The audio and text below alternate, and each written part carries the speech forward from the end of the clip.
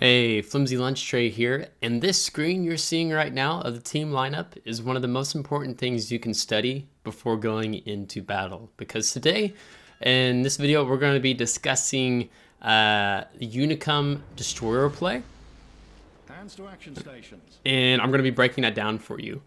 For those of you who are newer, I am a Unicum player in World of Warships.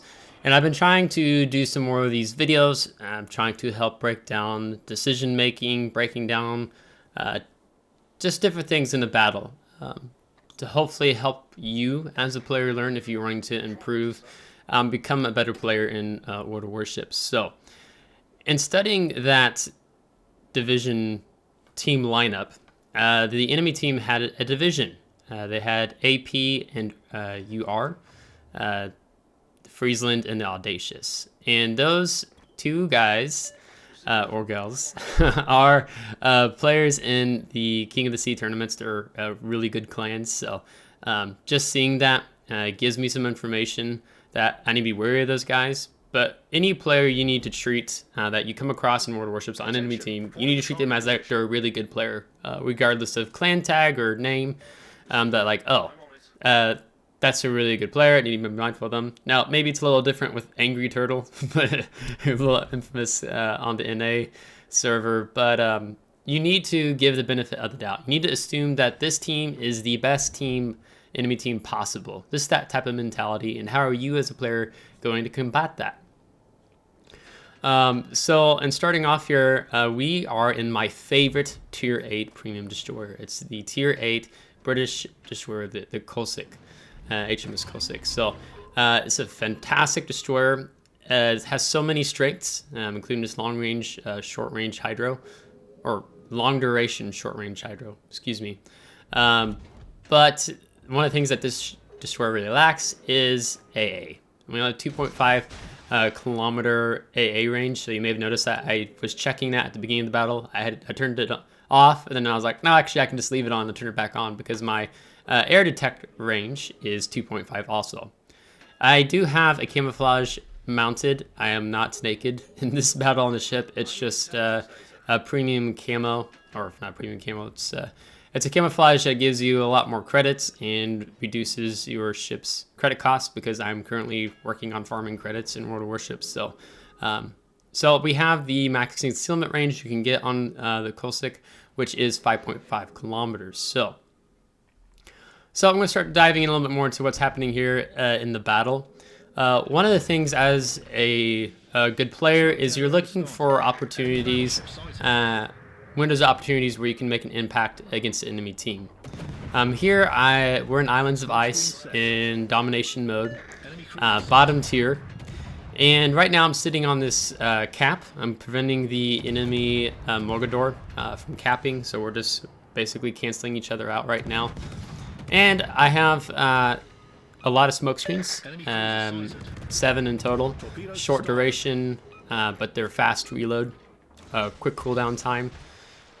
And we're going to sit here and try to see if we can get a fire going on that Russian battleship. And with the smoke up, we can also have the Hydra up, so I'm not worried about being torpedoed. And I'm also angled away. Don't sit broadside into smoke to where you know there's a destroyer at. So I did pop off these torpedoes. You get a rack of 4. 1 torpedo set, 4 torpedoes. You can single launch as a British destroyer because of the enemy Utiloi, who is an A. If you look on the mini map, you can see he's was last detected around behind that island. I don't think he's behind it right when I launched those, but it shows me that he's using that as a point of safety, a point of to be safe from the enemy team. And if you look at the mini map now, you can actually see he's going behind the island again. And so I noticed that, so we're going to go to the torpedoes. And he's going to take 2 single launch torpedoes right in the face. And that's a kill. First blood, devastating strike. So we ended his game rather early. All because I was paying attention to the mini map. I saw what he was doing. He's kind of pretty far forward up. And so rather than just trying to throw torpedoes back this way, I decided to throw them off behind towards him. So we get the kill there. With the last bit of the Hydro, we detect the Morgador. And one of the things I like to do is reverse in, showing that I'm here. So he's just under 3 kilometers away, but he's not in assured detectability range, which is 2 kilometers, because our allied Mogador is putting pressure on him. And I don't want to get within 2 kilometer assured detectability range. I want him to think that he's safe and there's no one here, and that he can push forward to run away, because I'm just waiting for this window of opportunity to kind of setting the trap where he's going to run away from the Mogador to go dark. But surprise, I'm here, and we can kill him in probably 3 salvos. Yeah, set some fires there, and he's not going to get away. So now we are putting the island between me and him in case he launched torpedoes. I'm kind of sailing away from his torpedo angles, and then I'm going to go around the Cornus Island. I popped my engine boost because I want to get around this island as soon as possible. I don't want to take any more incoming fire, lose any unnecessary HP, because once we cap, I've already made the pre-decision that I'm going to go help support my team at A. And we single launch some torpedoes in case that Russian battleship turns in behind the island. So, and that was a good opportunity. My allied Mogador, if I'm pronouncing that ship right, it's a French destroyer, he recognized the opportunity, and it's actually his first battle in the ship. So I was a little, he stated that in chat. So I was a little worrisome, like, oh, it's the first time in the ship. Is he going to be all right? But he's going to do relatively good in this battle until we get to a certain point. And you'll know when that time comes. So we get the cap. And then I'm communicating in chat throughout the battle. We're going to be calling out targets, doing quick commands. And that is another thing that's really helpful to make difference between a good and I'd say a poor player. A good player will take advantage of the tools given to them, meaning that not just our armament, our consumables, but also we're going to take advantage of the chat, typing some quick short messages. We're going to use quick commands. And we're not going to spam them in a really annoying way, but only when it's needed. So I go ahead and pop hydro here because we are smoked up. There could be some possible torpedoes coming this way, but not that I'm too concerned about it at this point in time. And we're constantly looking at the minimap. We're seeing how the enemy team's positioning. We really want to pay attention to that. So it's really important to make your minimap larger because it's pretty small to begin with. And we see as I'm, after I take shots, I tend to zoom out, kind of situational awareness, see what's going on. And we see that enemy turrets on the 1 line is really low. So I call him out, quick command, focus fire. Let's get rid of him. Let's eliminate that threat of that battleship on the flank. And when I did position and smoke up here, I was trying to drive the Russian battleship in B. I'm trying to drive him off the cap. Like, hey, this could be torpedoes. He needs to sail away. And then as going towards A, we pick up the lightning. So I decided I'm going to pick the engagement here. Now I need to be mindful that Albemarle behind him is likely to probably throw some shots my way. So now our focus is to go dark. We turn out, presenting a smaller target, meaning we take less damage. Our engine does get damaged. We go ahead and repair it. I cut the throttle here to avoid this next salvo. But if I'd been also looking again at the Russian battleship, the Rossiya, he also threw a salvo, so we actually short-stopped that salvo. But I should have looked back over, kind of critiquing myself here, because his turrets were looking at me. I don't know if I noticed it, but when I was watching the replay, this video, I noticed his turrets were facing this way. So it's always important to look, because I don't have priority target on my commander. I'm pretty comfortable without taking that, not taking that here on Jingles. Just paying attention to see where turrets are facing when I'm detected and there's enemy ships around. So I do throw some torpedoes towards where the lightning, if he decides to poke back out. I don't expect him to poke out. I'm being mindful. I got hydro. He could have thrown some torpedoes this general direction, but I'm pretty sure he's probably preoccupied with capping Bravo as we did earlier. So now that turrets did get destroyed. And I'm pushing a little bit into the cap, and then I'm going to position away towards B, because now I need to go back and see about retaking Bravo. So we're going to smoke up again. We got closer towards the Russian battleship, so we can try to set some fires, hopefully, is the point. And it keeps pushing him away. We want to keep pushing him away from the cap. We don't want him to think that it's safe and comfortable for him to be near this cap to contest it or take it. He's outnumbered on this flank already. So we just want him to go away. So then that means I don't have to worry about coming back to cap A again when I go to Bravo. Now the enemy team in Bravo is, I'm looking on the minimap and I'm looking over, they're being rather aggressive. So we got the enemy battleships pushed up, the Lightning's also pushed up, the Albemarle's in the back of the cap. Our Albemarle, the secondaries, take out the enemy Lightning, and we get the solo cap. Unfortunately, we do lose the Albemarle to the North Carolina, pushing through the cap, which is as to be expected. So now I'm debating, do I want to take an open shot? He's so low, but I see the Asasio torpedoes coming in, and he's dead. So that threat is eliminated. All good to go. Congratulate this Asasio, kind of encourage him. And now we're going to sail forward, and we're going to see about taking on this North Carolina. Now, I could go two routes here. I could go on this side of Bravo to the right, or I could go around the island to the left, but I don't know where the Albemarle is. And so the safer decision for me is to stay on the back side, on my side of the spawn. So we see the Albemarle who's actually sailing out. So going around behind the island would be a bad idea. So we're going to push up towards this island. We're going to use it as cover and pushing in. North Carolina goes behind the island. And I'm trying to pay attention to where the Albemarle, where his guns are focused. See if I can't be cheeky, get a fire, get a little chip damage in. Albemarle's guns are swinging around towards us, but not to fear.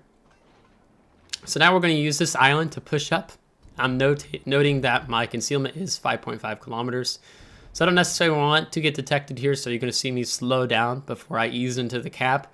Our team was doing relatively well at sea, but they have since not done as well. The Audacious and especially the Friesland. The Friesland's going to have an epic game for himself, enemy Friesland. So, yeah.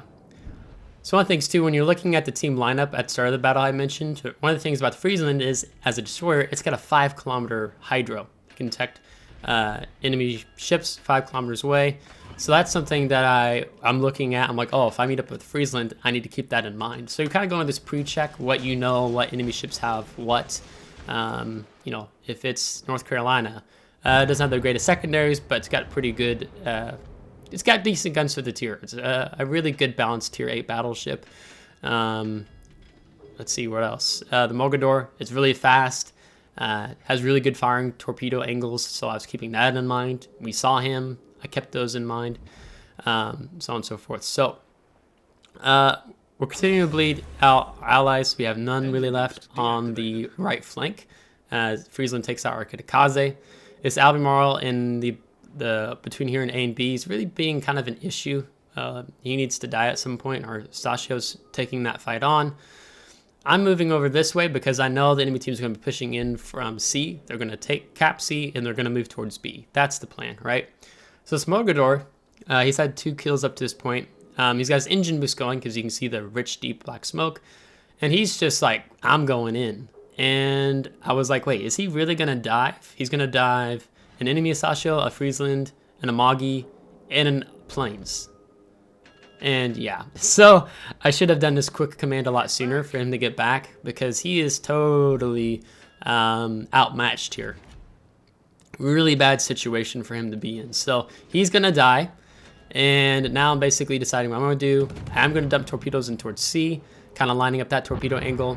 But I'm gonna see if I can't get a little more chip damage in here on the Asasio and maybe the Friesland. You can see we're getting some defended ribbons.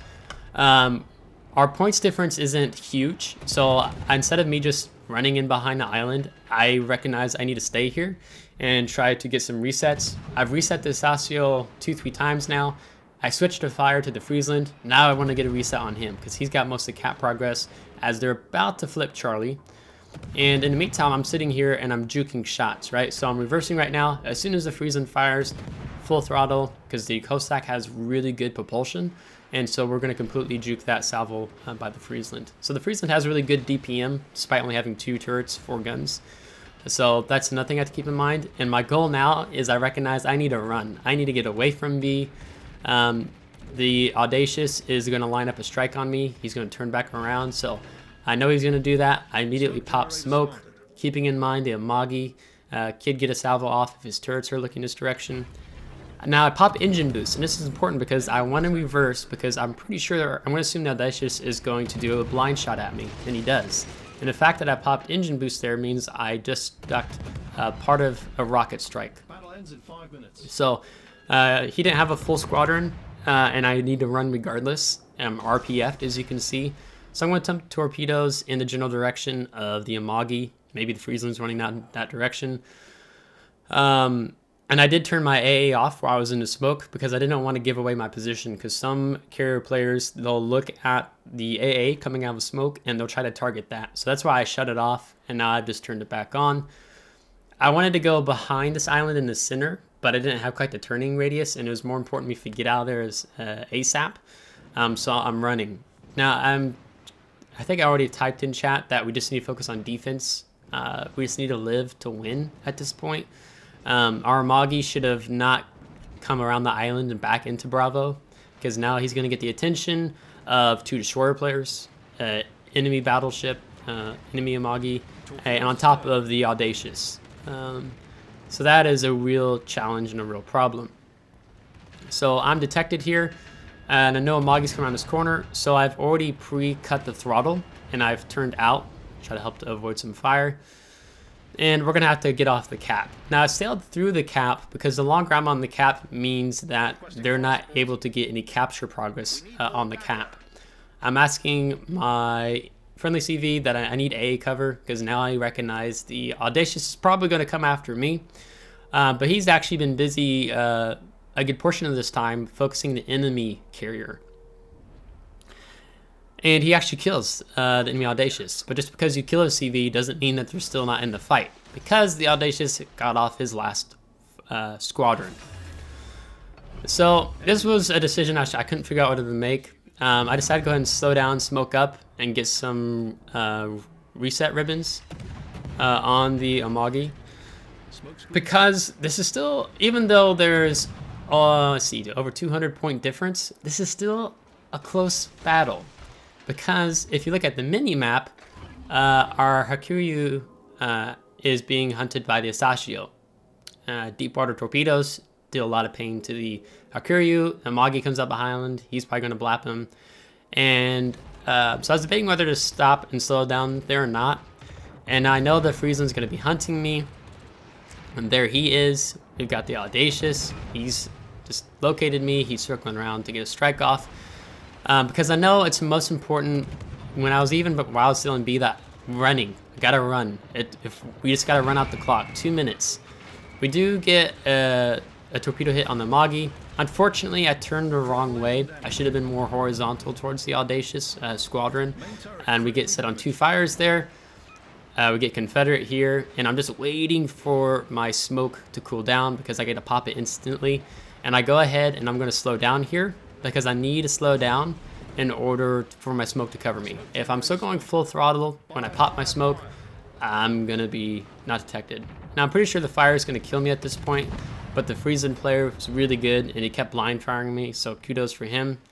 And now the Asashio decides to pick a gunfight. He's used all of his torpedoes. His guns were quiet the entire time I was engaged with the Friesland, and now he decides that he wants to pick a gunfight with the Friesland. Now, even though I did pop the smoke for myself, the Asashio is actually going to be able to use my smoke as well here. So I wasn't thinking that when I popped it, because I was trying to avoid the CV strike. I was trying to avoid shells from the Friesland. So I didn't catch quite where he was. I just knew he was down beneath me. And look how much HP he's lost picking a fight with the Friesland. Friesland switches fire to the RCV, and this is a really bad situation. Now, when I first told the Asashio, like, he needs to run, he needs to go dark, he needs to run, he needs to get out of that situation. He should have done that like yesterday. And I think he actually ends up popping another smoke to stay in it. Because we're going to lose the Hakuryu, and it's just him. And Friesland has a 5-kilometer hydro. Now, it is possible that the Friesland has already used up all those hydros fighting the enemies over at Charlie. Very possible. So he could not have one, but it's important not to make assumptions. And now it's too late for the Asashio to run. He's got this, he's got the Amagi pushing in from one direction, Friesland right behind him, and the Asashio coming in down down on the eye line. So basically, he just has to stay in smoke as long as possible because it's 10 seconds till we win. He decides at this point to run because he got assured detectability range by the enemy Friesland. And it's almost there, and the Magi gets his salvo off, but that's game. A battle so close. So trying to talk a lot and break down a lot more decisions. You can see that the credit farming was good. We got 1.2 million credits, 11,600 experience, 2,700 free XP, Confederate, Devastating Strike, First Blood, almost 80,000 damage, 2 solo captures, assisted, 6 defended, 2 destroyed, 4 set on fires, a couple of torpedo hits. So it was a really good battle. It's just really hard to disengage when the CV is still technically alive, even after he's dead with that last squadron off. And we do really good with base XP, getting over 2,750 from the looks of it on the screen. Our Sashio, I did compliment him. He did live, so I gave him good manners. I complimented Friesland because he's a gunboat. He doesn't have torpedoes, but he got 7 kills.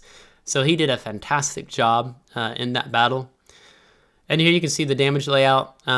Really lucky with the Utiloy, but it wasn't so much luck. It was, I knew it was a possibility that I could kill him there. And that's why I single launched the torpedoes rather than fanning them out. That's the power of a British destroyer, where you can single launch torpedoes and not only just shooting fanned out.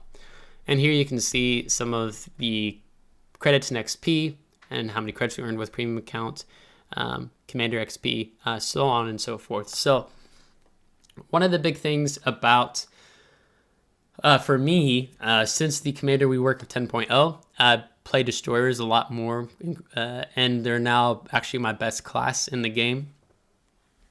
Destroyers and battleships, I think they're neck and neck. Battleships might still slightly be better in terms of run rate than destroyers, but in terms of PR and such, I'm pretty sure I'm better in destroyers than battleships, personal rating.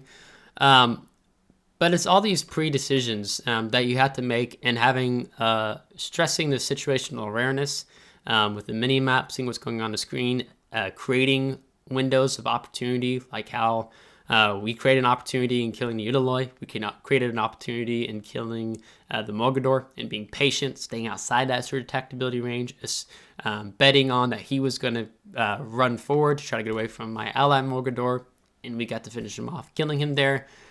The cap control, pushing battleships off, and getting defended ribbons to try to, because at the end we had, I think it was a 40-50 point difference. So it wasn't so much at the end. So those defended ribbons really helped in trying to drag out the battle points wise, because I knew if the enemy team kills off most all of us, that we'd need that points difference. So I wanted to have the insurance. So that's why I smoked up and picked those fights in trying to defend caps, get resets, hence the defended ribbons.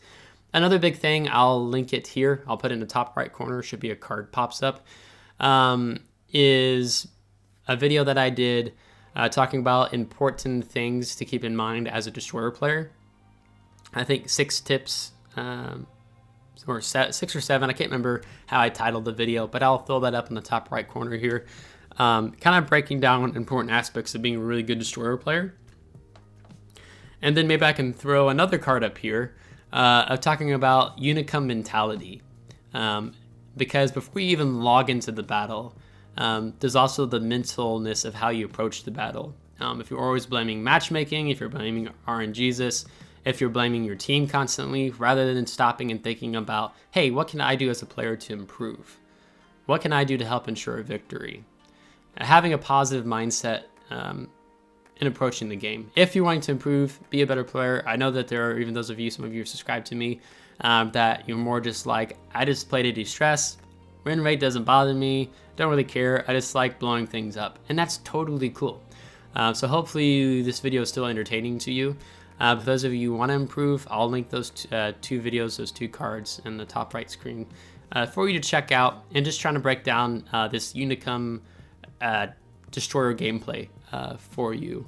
And saying that was insanely close at the end. Oh my gosh, I was just waiting for that clock to end and that Amagi just having that salvo lined up and traveling in the air, game ends. Super close. So I was thinking about sending this to Jingles. I don't know yet. Haven't made up my mind. But I wanted to do this video first because I'm recording this on Sunday. This battle happened yesterday. on Saturday. So, and it's going up live on Monday. So if you like this video, give it a thumbs up. If you didn't, give it a thumbs down. Subscribe if you do want to see more. If you are subscribed, thanks so much. If you want me to try to do some more commentary, breaking down more Unicum gameplay, I'm more than happy to do that. Just kind of let me know. I do plan to have a video up on, I want to say it now, Monday next week.